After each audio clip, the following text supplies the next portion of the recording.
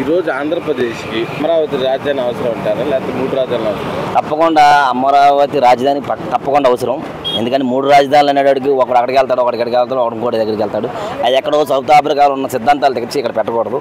First of all ఏంటంటే రాజధాని అనేది అంతా అంటే అమరావతికి ఆంధ్రప్రదేశ్ గుండెకాయలు అంటది. మన అమరావతి మన రాజధాని మన దగ్గర ఉండడం వల్ల డెవలప్మెంట్ అయ్యిద్ది, ప్లస్ ఉద్యోగాలు వస్తాయి, నెక్స్ట్ కంపెనీలు కూడా వస్తాయి. 3 రాజధానులు అన్నట్టు ఏ కంపెనీ కూడా ఎవరు రావాలన్నా ముందు భయపడతారు. ఎక్కడికి ఏ కంపెనీ పెట్టాలి, ఎక్కడికి ఎవరు రావాలి, ఎక్కడికి ఎవరు ఉండేవాళ్ళు.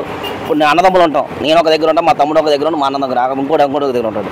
అలా కాకుండా ముగ్గురు ఒకే దగ్గర ఉంటే ఆ కళ వేరేగా ఉంటుంది. అమరావతి రాజధాని అనేది మన ఆంధ్రప్రదేశ్లో ఉండాలి, అది మన అమరావతి అయి ఉండాలి. మన చంద్రబాబు నాయుడు గారు డెవలప్ చేస్తారు. చాలా ఫ్యూచర్లో అమరావతికి చాలా ఉద్యోగాలు వస్తాయి. చంద్రబాబు నాయుడు ముఖ్యమంత్రి అయిన తర్వాత అమరావతి నిర్మాణం జరిగిద్దని మీరు భావిస్తున్నారా? డెఫినెట్ గా అమరావతి ఇంకా డెవలప్ అయ్యింది, ఇంకా నిర్మాణం బాగా చేస్తారు. ఇప్పుడు కూడా చూడండి, మీరు వెళ్ళి రోడ్లు అమరావతి అంతకుముందు ఎలా ఉండేది, ఇప్పుడు ఎలా ఉంటుంది. ఆల్రెడీ ఇక్కడ చాలా మంది పనులు చేస్తున్నారు, కొన్ని వందల మంది ఉపాధి కల్పిస్తున్నారు. అక్కడ అమరావతి ఇప్పుడు కూడా డెవలప్మెంట్ చేసి కొన్ని వందల మంది కంపెనీలు కానీ ఏదైనా కానీ వస్తున్నాయి. ఇప్పుడు నెక్స్ట్ కోర్టు కూడా అక్కడ పెద్దగా హైకోర్టు లాంటిది సెట్టింగ్ చేస్తున్నారు, కడుతున్నారు. పెద్ద రానున్న రోజులు ఇప్పుడు డిజైన్ ఇచ్చారు, చూసారా కదా మీరు. అమరావతి రానున్న రోజుల్లో ఫ్యూచర్లో ఇలా ఉంటుందని చెప్పి చేశారు.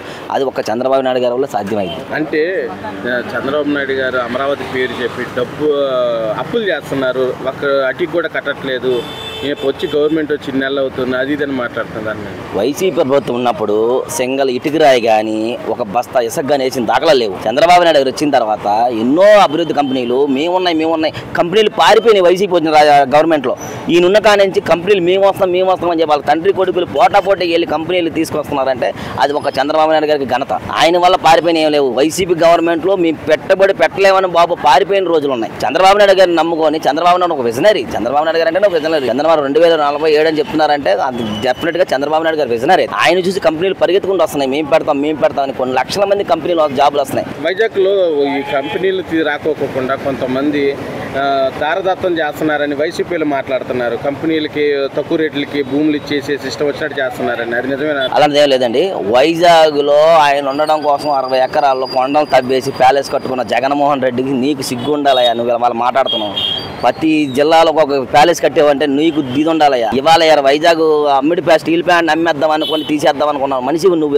ఇవాళ స్టీల్ ప్లాంట్కి 1500 కోట్లు తీసుకొచ్చి ఇచ్చి డెవలప్ చేసి కార్మికులందరినీ ఒక ఐక్యతగా చేసి స్టీల్ ప్లాంట్ డెవలప్ చేసి రేపు రైల్వే జోన్ కూడా వైజాగ్కి డెవలప్ చేద్దామని చేసి వైజాగ్ అన్ని రకాలుగా అభివృద్ధి చెందిన చంద్రబాబు నాయుడు గారి గురించి నువ్వు ఇలా నీచంగా మాట్లాడడం అది తగువ కాదు. ఎందుకంటే ఇవాళ వైజాగ్లో నువ్వు కట్టుకున్న ప్యాలెస్ని నువ్వు చేసి ఏం చేసావు చెప్పు. ఆ ప్యాలెస్ తప్ప నువ్వేం కట్టుకున్నావు చెప్పు. అంటే ఇప్పుడు వైసీపీలు అంటున్నారు, ఇష్టం వచ్చినట్టు మాట్లాడుతున్నారు. నెక్స్ట్ మా గవర్నమెంట్ వస్తే మేము ఎవరిని వదలము, అరెస్టులు చేస్తాము, ఎవరిని వదిలే ప్రసక్తే లేదు ఈ గవర్నమెంట్ని, అది ఇది అని నన్ను మాట్లాడుతున్నారు. దాని మీద మీరు వదిలేది, మిమ్మల్ని వదిలేది లేదు. ముందు మీరు రావడం అనేది కళ. ఆ జనాలు విసిగిపోయి ఉన్నారు. తెలుగుదేశం గవర్నమెంట్కి ఎనలేని రికార్డుతో గెలిపించారు జనాలు. ఎప్పుడు ఊహించలేని రికార్డు అది. ఆ రికార్డుతో గెలిపించారు. మీరు దాన్ని వస్తుంది అనుకోవడం మీరు కళ. మీరు ఊరు ఇంకా మిగిలేదు జగన్మోహన్ రెడ్డి భార్య తప్ప వైసీపీలో ఎవడు మిగలడు నాకు తెలిసి నెక్స్ట్ మీరు వస్తారంటే కళ. మీరు వచ్చేది లేదు, సచ్చేది లేదు. ముందు మీ ఉన్న అవినీతి కేసులకి మిమ్మల్ని లోపల అయితే వేయడం మాత్రం కన్ఫర్మ్. అది ఎవరిని వదిలిపెట్టేదేం లేదండి. మీ మీద కక్షాదింపు చర్యలు కాదు, మీరు చేసిన అవినీతి పనులు మిమ్మల్ని జైల్లో వేయడం అయితే ఖాయం. ఆంధ్రప్రదేశ్కి అమరావతి రాజధానిగా ఉండగా కరెక్ట్ అంటారా? 3 రాజధానులు ఉంటాయి. ఆంధ్రప్రదేశ్కి ఏకైక రాజధానిగా అమరావతి ఉండడం కరెక్ట్. దీనికోసం రైతులు ఎంతో త్యాగం చేసి 48,000 ఎకరాల భూములు ప్రభుత్వానికి అప్పగించారు. ఈ భూములతో డెవలప్మెంట్ చేసి గత ప్రభుత్వంలో చంద్రబాబు నాయుడు గారు 2 లక్షల కోట్ల రూపాయల ఆదాయాన్ని రాష్ట్రానికి తీసుకొస్తానని చెప్పి ఎన్నో భూములు తీసుకుంటే ఆ తర్వాత వచ్చిన అమరావతిలో సచివాలయ నిర్మాణం జరిగి రాష్ట్రానికి అడుబొడ్డుగా గుంటూరు, విశాఖ జిల్లాలకు చుట్టుపక్కల ఎవరు వైజాగ్ నుంచి కానీ ఇతర జిల్లాలకి రాత్రి పొద్దున్న ట్రైనింగ్తో మధ్యాహ్నం కల్లా దిగేటట్టుగా ఆలోచించి ఆ రోజు మంచి నిర్ణయం తీసుకొని రాజధాని అక్కడ పెట్టడం జరిగింది. ఓ పక్క కృష్ణానది పక్క పరివాహక ప్రాంతం, వాటర్ అన్ని ఫెసిలిటీలు బాగున్నాయని అక్కడ నగరాన్ని నిర్మించి సచివాలయం ఇవన్నీ కట్టి డెవలప్మెంట్ తీసుకొద్దామని చెప్పి తీసుకొస్తే గత ప్రభుత్వం 5 సంవత్సరాల అమరావతి ప్రాజెక్టుని దూరం పెట్టి అక్కడ ఉన్న రైతుల్ని రోడ్ల మీద తీసుకొచ్చి తన్ని నానా బాధలు పెట్టి పొలాలు ఇచ్చిన రైతులను మామూలుగా ఏడిపించలేదు. ఆయన కాన్సెప్ట్ ఏంటి, ఒక హైదరాబాద్లో హైటెక్ సిటీ ఇవన్నీ ఎలా డెవలప్మెంట్ చేసామో అదేవిధంగా అమరావతి అనేది ఆంధ్రప్రదేశ్ ప్రజలకి ఒక ఆంధ్రప్రదేశ్ కాదు వరల్డ్లో అమరావతి అనేది వరల్డ్ వైడ్గా అది మొత్తం ఫోకస్ అవ్వాలని చంద్రబాబు నాయుడు గారు తీసుకున్న గొప్ప నిర్ణయం. చేస్తారు. ప్రజలు ఆశీస్సులు ఆయనకు ఉన్నాయి, ప్రధానమంత్రి మోడీ గారి ఆశీస్సులు ఉన్నాయి. అన్నీ కలిపి అది అమరావతి అనేది ఒక అద్భుత నగరం, ప్రపంచంలోనే ఒక నగరంగా ఇది భవిష్యత్ తరాలకి భావితరాలకి చదువుకున్న విద్యార్థులకి పిల్లలకి ఇది ఒక మార్గదర్శిగా తయారవుద్ది. అమరావతి అనేది వరల్డ్లోనే ఫేమస్ నగరం అవుతుంది.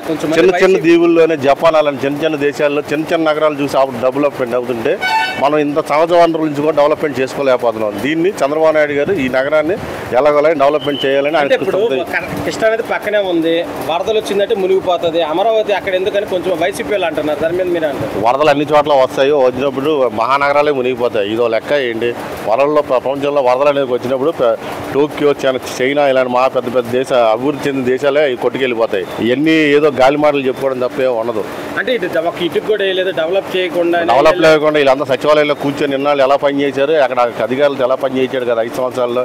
ఆయనంటూ ఉండబట్టి సచివాలయం కట్టాడు, హైకోర్టు కట్టాడు. ఒక రాష్ట్రానికి సెంట్రల్లో దాన్ని రైతులు స్వచ్ఛందంగా ముందుకు వచ్చి ఇచ్చారు. పొలాలు 4 పంటలు పండిన భూములు ఇచ్చి సంతోషంతో ఇచ్చారు. వాళ్ళు భూములు త్యాగం చేశారు రైతులు. భవిష్యత్తు అవన్నీ కాదు, భవిష్యత్తు ఆలోచించి వాళ్ళ పిల్లలు చదువులు ఉద్యోగాలు వస్తాయి. ఈ పంట భూములు అయినా సరే ఇచ్చి వాళ్ళు దీని డెవలప్మెంట్ అయితే ఆంధ్రప్రదేశ్కి తలమానికంగా తయారవుద్ది.